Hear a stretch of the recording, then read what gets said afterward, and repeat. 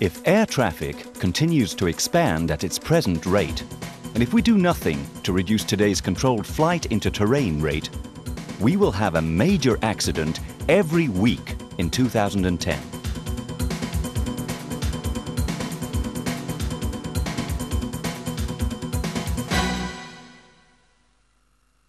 Usually, it is a whole sequence of causes that ends with an aircraft on a ground collision trajectory.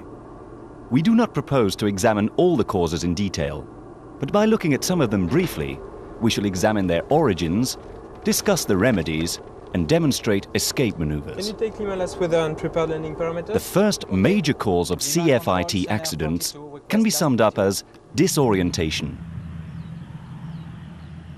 This can occur either laterally or vertically.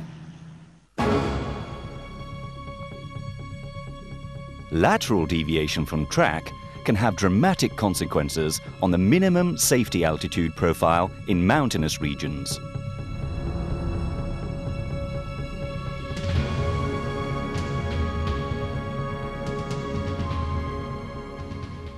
H2.7, QNH 2882. Sun Air 42, I have copied 320 knots, 2 kilometers, 2882. Altimeter error can be caused by an error in altimeter setting.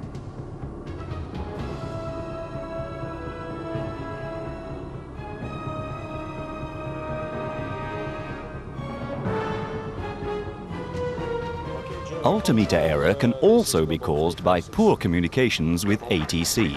Okay, request further descent for Genova. Global 3/6 descent and maintain 9,000 feet. QNH to 992. Roger, Global 356 descending 6,000 feet, QNH 2992. 6,000 feet, 2992 set. Reference to different units can increase the problem. Permanent cross-checking and rigorous radio discipline will help prevent this error from occurring. Another major cause of CFIT accidents is linked to procedures which are difficult to follow or not followed accurately.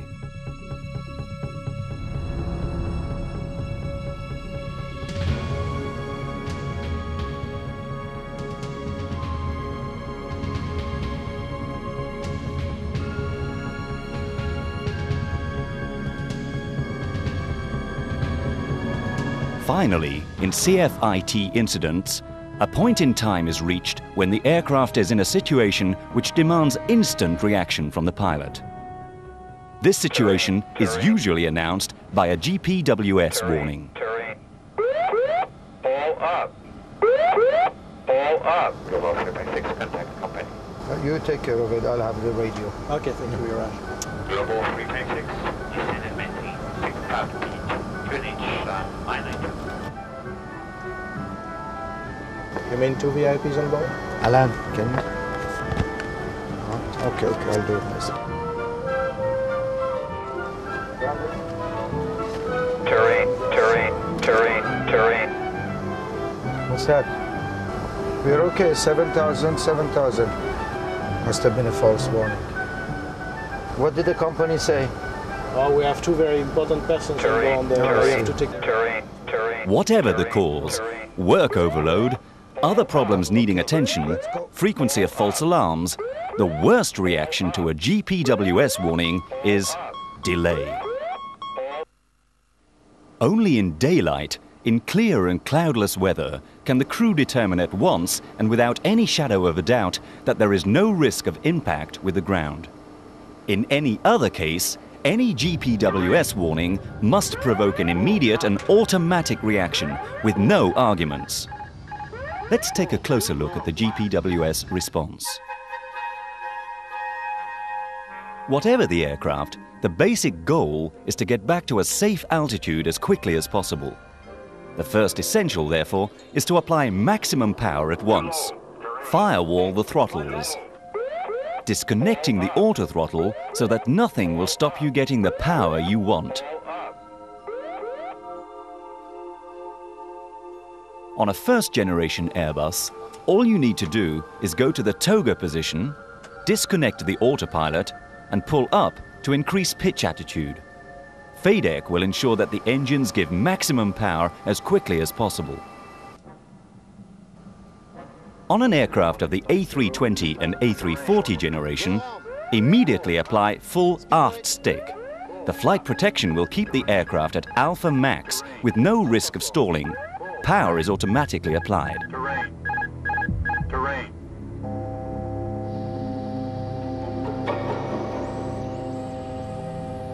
On a conventional aircraft, you cannot apply full aft stick immediately because the aircraft might stall.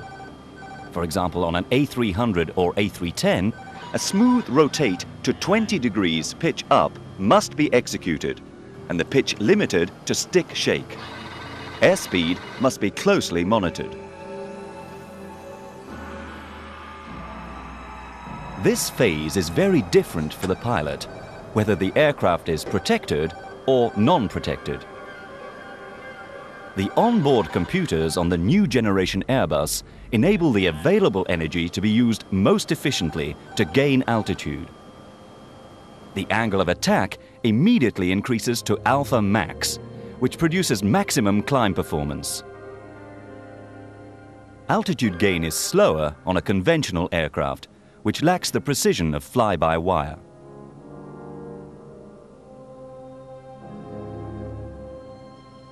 On any aircraft, all available energy must be used. The wings must be leveled and the speed brakes must be retracted. Terrain. Terrain. When a GPWS alert is over, it doesn't necessarily mean that the danger is past. Not until you are sure that you are on a safe heading and altitude can you reduce angle of attack and accelerate.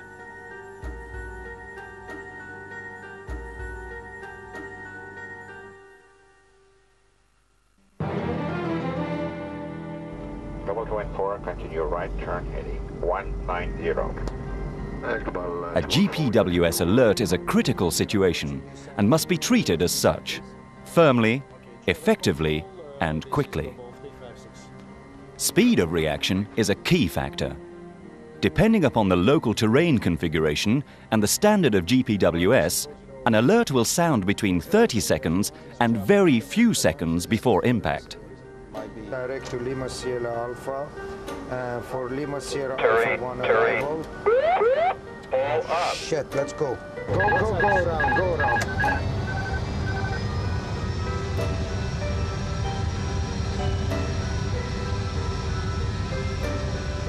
In this respect, Airbus fly-by-wire aircraft with protection give the new generation Airbus a major advantage because they enable the pilot to demand the maximum from the aircraft consistently. The average safety margin is estimated to be 8 seconds on approach for a protected aircraft versus 3 seconds for a conventional aircraft. 5 seconds difference, 5 vital and very short seconds. Consequently, crews must react at once as a reflex action. Radar Global 214, could you confirm our position, please?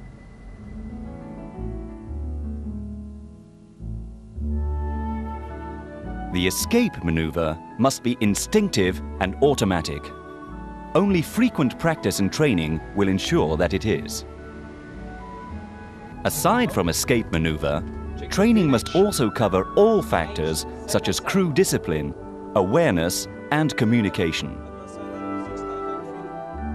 Of course, a plane does not fly alone. Everyone from the crew to ATC to the ground staff is involved.